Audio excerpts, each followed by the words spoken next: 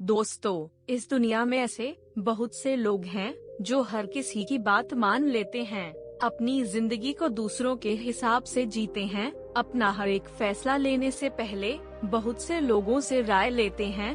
हर बार उनका लोगों से यही सवाल होता है कि मैं क्या करूं, मुझे अब क्या करना चाहिए, मेरे साथ क्या हो गया, अब मैं इससे बाहर कैसे निकले। आप तो परेशानी से परेशान होकर उसका समाधान खोजने के लिए लोगों से राय लेते हो, लेकिन लोग इसी चीज का फायदा उठाते हैं और आपको कोई ऐसा समाधान बताते हैं जिसमें या तो उसका कोई फायदा हो या फिर आपका कोई नुकसान हो। अब आप कहेंगे कि उसके खुद के फायदे तब तो ठीक है, लेकिन वह भला मेरा नुकसान क्यों चाहेगा। मैंने तो परेशानी उसके साथ साझा की है, वह तो मुझे समाधान बताएगा। लेकिन तुम्हें हमेशा एक बात अपने दिमाग में बिठा लेनी है, इस दुनिया में माँ बाप के अलावा कोई भी ऐसा व्यक्ति नहीं है जो चाहता हो कि तुम मुझसे ज्यादा तरक्की कर लो। अगर तुम गड्ढे में गिर रहे हो तो लोग ऊपर से पत्थर फेंकने का काम करते हैं। लोग किसी का साथ नहीं देते, बल्कि वह तो मौके का फायदा उठाने के लिए अवसर तलाशते रहते हैं। आइए समझते हैं इस कहानी के माध्यम से कि हमें लोगों की क्यों नहीं सुननी चाहिए। लोग कैसे हमें बर्बाद करने की साजिश रचते रहते हैं। बहुत समय पहले की बात है, एक नगर में एक साधु रहा करता था। उस साधु ने उस नगर के बाहर नदी के किनारे एक आश्रम बना रखा था। उसके आश्रम में बहुत सारे शिष्य रहते थे। वह शिष्य साधुओं की खूब सेवा करते थे। उस नगर के सभी लोग साधु को बहुत मानते थे, उसकी भक्ति करते थे, लेकिन असलियत में वह साधु ढोंगी था। वह साधु होने का नाटक कर रहा था। उसका मकसद बस इतना सा था कि वह साधु का वेश धारण करके बड़े बड़े व्यापारियों को ठग सके। उसी चतुराई के साथ लोगों को मूर्ख बना देता। वह लोगों के सामने दिखावा करता था और लोगों को इस बात की भनक भी नहीं थी कि साधु के रूप में वह बहुत बड़ा ठग है। सब लोग तो उसे बहुत बड़ा साधु तो समझते थे और उस साधु की भक्ति करते थे। यहाँ तक कि उसके आश्रम के शिष्यों को भी उसकी असलियत का पता नहीं था। लेकिन कुछ शिष्य ऐसे थे जो साधु का असली चेहरा पहचानते थे। उसी से जानते थे कि साधु जैसा दिखावा करता है वैसा है नहीं। जब नगर के लोग साधु से मिलने आते हैं, उसके दर्शन करने आते, तो साधु उन्हें दूर से ही आशीर्वाद दे देता। कुछ लोग पूछते तो मुझसे कुछ नहीं बोलता था। उसने अपने शिष्यों के माध्यम से सभी नगर वासियों को कहलवा दिया था कि उन्होंने मौन व्रत धारण कर रखा है और वह अपना मौन व्रत तभी तोड़ेंगे जब इस धरती पर से पूरी तरह पाप का विनाश हो जाएगा। सभी गांव वाले उनके दर्शन करके लौट जाते, उनसे कुछ भी नहीं पूछते। दरअसल जब गांव वाले अपनी समस्या लेकर आते थे तो साधु सोचता था कि मैं कैसे इनकी समस्या का हल करूं, क्योंकि साधु को कुछ ज्ञान तो था नहीं। उसने कभी कोई सिद्धि प्राप्त कर ही नहीं थी। वह लोगों को ज्ञान कैसे देता जिसके पास खुद के पास ज्ञान नहीं है। वह लोगों का भला कैसे करेगा। इसलिए उस साधु ने मौन व्रत का नाटक कर लिया ताकि लोग उनसे पूछे तो उन्हें बताने से बचाए। और जब लोग उस साधु को कोई दान दक्षिणा देते तो साधु उस धन को छूता भी नहीं था। उनके शिष्य भी उस धन को नगर वासियों से लेते थे। नगर वासियों से कहते थे कि गुरुदेव धन को छूते भी नहीं है। वही संसार की मोह माया से बहुत ऊपर उठ चुके हैं। उनका सांसारिक वस्तुओं से कोई लेना देना नहीं है। वह तो बस भगवान की भक्ति में लीन रहते हैं। एक दिन नगर का एक धनी व्यापारी साधु के आश्रम में आया और आकर उन्हें प्रणाम किया और साधु से बोला कि महाराज, आज आप मेरे घर पर भोजन करने जरूर आना। साधु ने भी अपनी गर्दन हाँ में हिला दी, क्योंकि साधु किसी से नहीं बोलता था। यह कहकर वह व्यापारी अपने घर लौट आया और साधु ने अपने भरोसेमंद शिष्यों को अपने पास बुलाया, जिनको कि उस साधु की असलियत के बारे में पता था। फिर साधु ने उन शिष्यों से कहा कि शाम को मैं व्यापारी के यहाँ भोजन करने जाऊंगा। मेरे जाने के बाद आश्रम की अच्छे से देख रेख करना, कोई भी वस्तु इधर उधर नहीं होनी चाहिए। फिर जैसे ही शाम हुई, वह साधु व्यापारी के घर पहुंच गया। व्यापारी ने भी साधु का खूब सत्कार किया और उसके लिए अच्छे से आसन बिछाया और साधु को उस पर बिठा दिया। साधु भी अब भोजन करने के लिए उस आसन पर बैठ गए। फिर व्यापारी ने अपनी बेटी को आवाज लगाकर कहा, बेटी, महात्मा जी के लिए भोजन लेकर आओ। व्यापारी की आवाज सुनकर व्यापारी की बेटी भोजन लेकर साधु की तरफ आती है। जब साधु की नजर उस व्यापारी की बेटी की तरफ गई, तो ढोंगी साधु की उस लड़की को देखकर बाहें खिल गई। उसका चंदन सा बदन, उसकी हिरनी के समान आंखें, चलते समय उसके बालों की एक लटी कभी उसके सुंदर मुखड़े पर आ जाती थी। उसकी इस तरह की सुंदरता को देखकर वह साधु मोहित हो गया। वह ढोंगी साधु मन में ही विचार करने लगा कि व्यापारी की बेटी कितनी सुंदर है। अगर यह किसी तरह मेरी हो जाए तो मेरे तो भाग्य खुल जाएंगे। सुबह साधु व्यापारी की बेटी को पाने की योजना बनाने लगता है। फिर उसके शैतानी दिमाग में एक विचार आता है। वह अचानक से भोजन छोड़कर उठ जाता है और व्यापारी से बोलता है कि सेठ ईश्वर तुम्हारी रक्षा करें, दुर्भाग्य का साया तुम्हारे ऊपर मंडरा रहा है। शीघ्र ही तुम एक सेठ से भिखारी बनने वाले हो। यह कहकर वो झूठ मूठ के आंसू बहाने लगता है। सब देखकर व्यापारी आश्चर्यचकित रह गया।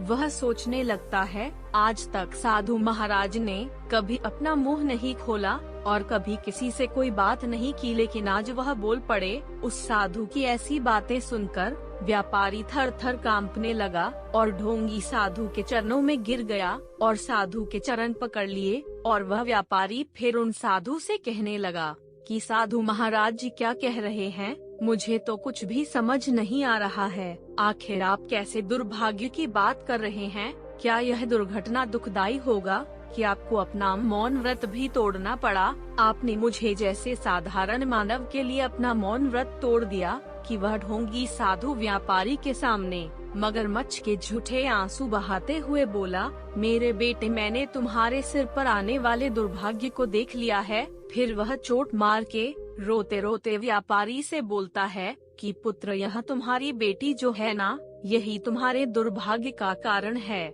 जिस दिन तुम इसकी शादी करोगे उसी दिन से तुम्हारी बर्बादी शुरू हो जाएगी। तुम्हारा सारा परिवार तबाह हो जाएगा। तुम्हारे परिवार के सभी सदस्य एक एक करके मरने लगेंगे। तुम्हारा पूरा व्यवसाय चौपट हो जाएगा। तुम कर्ज के बोझ के तले इतने दब जाओगे कि तुम्हें पता ही नहीं चलेगा कि तुम कब सेठ से भिखारी बन गए।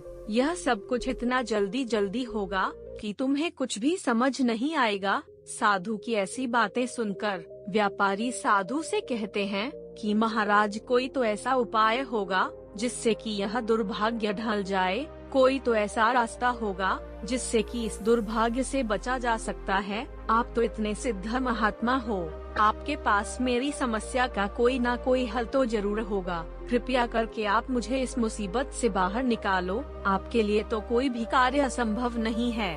व्यापारी की बातें सुनकर वह साधु मन ही मन बहुत प्रसन्न हो जाता है, क्योंकि वह साधु तो इसी प्रश्न के इंतजार में था कि कब व्यापारी से यह पूछेगा कि मैं क्या करूं जिससे मेरा दुर्भाग्य टल जाए। फिर वह साधु कुछ विचार करके नाटक करता है। वह अपनी आंखें बंद करता है और कुछ मंत्र गुनगुनाने लगता है और फिर वह कुछ ही देर बाद वह अपनी आंखें खोलकर बोलता है कि तुम्हारी बेटी ही तुम्हारे दुर्भाग्य का कारण है। इसीलिए तुम्हें अपनी बेटी को एक बंगे से संदूक में बंद करके गंगा नदी में बहाना होगा और इस बात का भी ध्यान रखना होगा कि उस संदूक के ऊपर जलता हुआ चिराग रखना है। और हाँ, यह काम तुम्हें 24 घंटे के अंदर ही करना है। किसी प्रकार की कोई भूल नहीं होनी चाहिए। याद रहे, तुम्हें अपनी बेटी को त्याग करना होगा, तभी तुम्हारा दुर्भाग्य टल सकता है। फिर यह कहकर ढोंगी साधु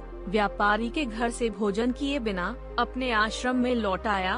वह ढोंगी साधु जानता था कि व्यापारी उसका अंधभक्त है। वह उस पर अढाह विश्वास करता है। उसे मेरे बारे में कुछ भी पता नहीं है, इसीलिए वह व्यापारी वैसा ही करेगा जैसा मैंने उसे कहा है। उधर ढोंगी साधु के जाने के बाद व्यापारी को नींद नहीं आ रही थी। उसने भोजन भी नहीं किया। उसे तो बार बार साधु की बातें याद आ रही थी जो साधु ने चेतावनी दी थी उसे याद आ रही थी। वह बहुत बेचैन हो चुका था। उसे समझ नहीं आ रहा था अब क्या करें। एक तरफ उसका दुर्भाग्य है तो दूसरी तरफ उसकी जान से प्यारी बेटी। वह व्यापारी अपनी बेटी से बहुत प्रेम करता था। वही उसकी एकमात्र संतान थी। उसने उसके लिए बड़े बड़े सपने देखे थे। वह अपनी बेटी को अपने से दूर नहीं करना चाहता था और दूर देख भी नहीं सकता था। जब उस व्यापारी ने अपनी बेटी की आंखों में आंसू देखे तो व्यापारी का दिल दहल गया।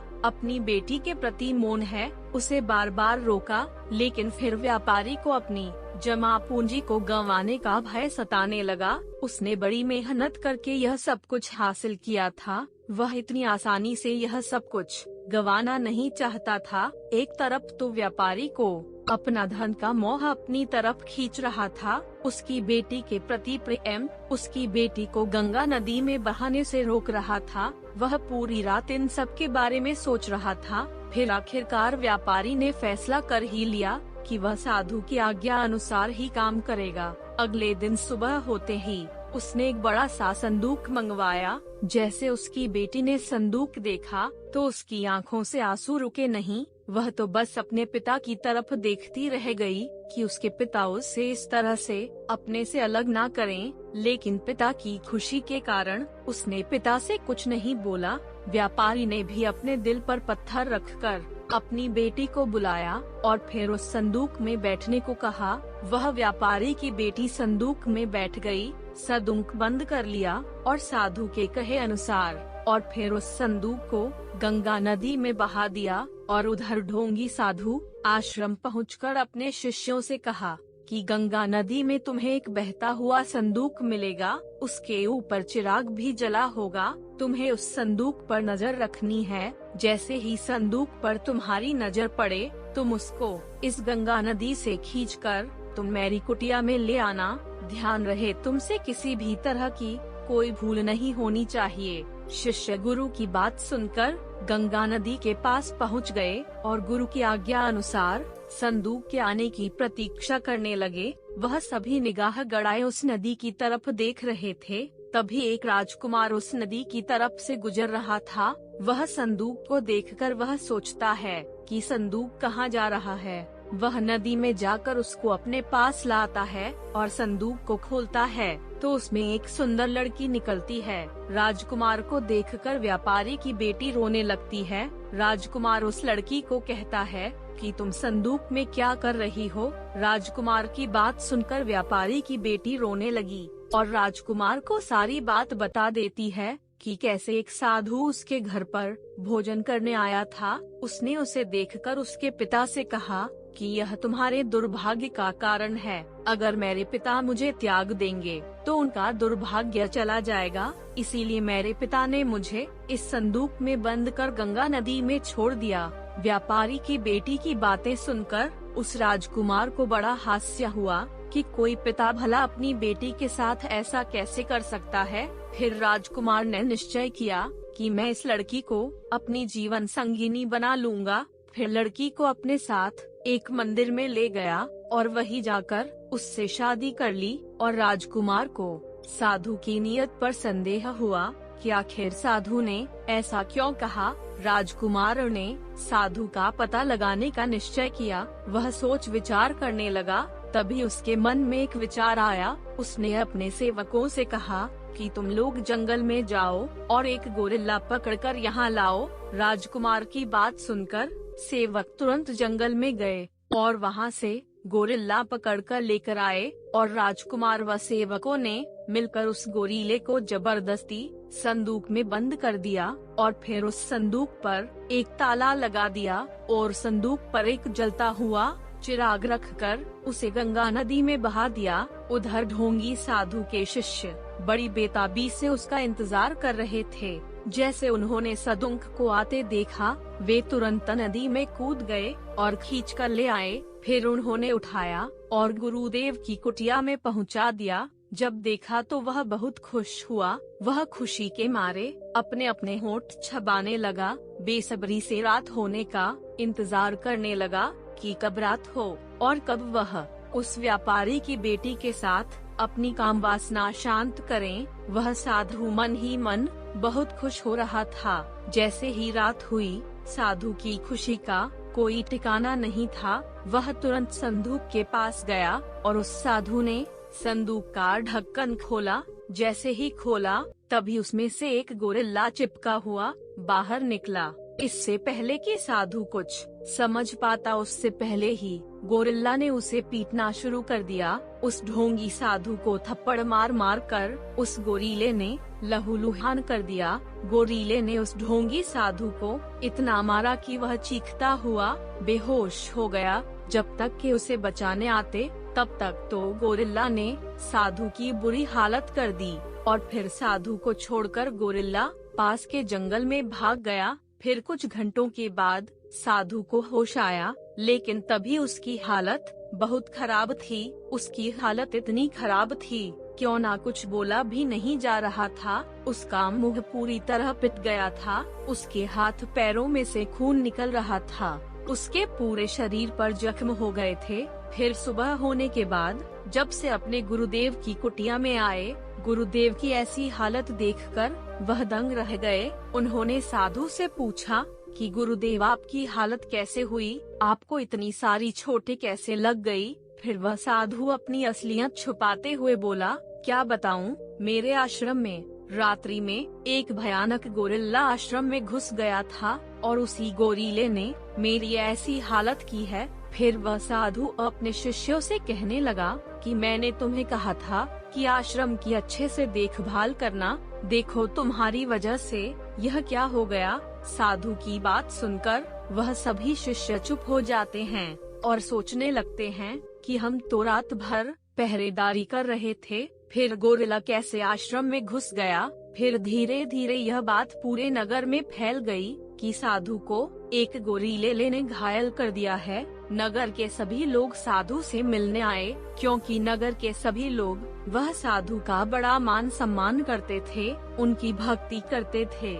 जैसे लोगों ने खबर सुनी तो वह सभी साधु से मिलने के लिए दौड़े चले आए, और जब यह बात उस व्यापारी को पता चलती है तो वह भी साधु से मिलने के लिए आ पहुंचा। पूरा नगर आश्रम के बाहर इकट्ठा हो गया। यह बात उधर राजकुमार को भी पता चलती है। वह भी साधु के आश्रम आ पहुंचा और साथ में उस व्यापारी की बेटी को भी लेकर आया। आश्रम के बाहर इतनी भीड़ थी कि लोग धक्का मुक्की कर रहे थे। सभी लोग साधु से मिलना चाहते थे। तभी वो राजकुमार भीड़ को चीरता हुआ साधु के पास पहुंचा और जाकर प्रणाम किया और उसे पूछने लगा कि महाराज, ऐसी हालत किसने की? तब साधु ने राजकुमार को बताया, रात्रि में एक भयानक गोरिल्ला उनके आश्रम में घुस आया, उसी ने यह किया है।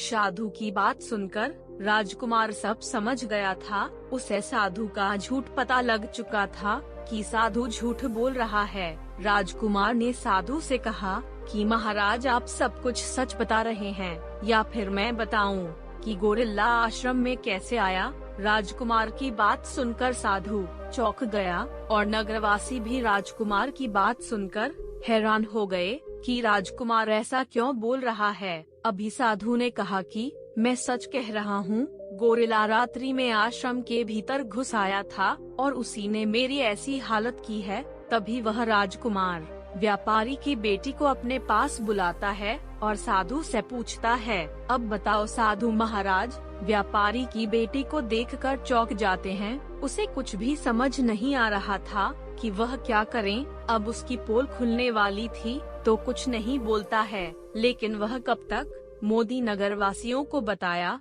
कि कैसे इस ढोंगी बाबा ने व्यापारी की बेटी को हासिल करना चाहा। ढोंगी साधु ने व्यापारी को कहा कि उसकी बेटी उसका दुर्भाग्य का कारण है और वह उसे छोड़ दें और गंगा नदी में बहा दें, ताकि वह ढोंगी साधु उसे से प्राप्त कर सके।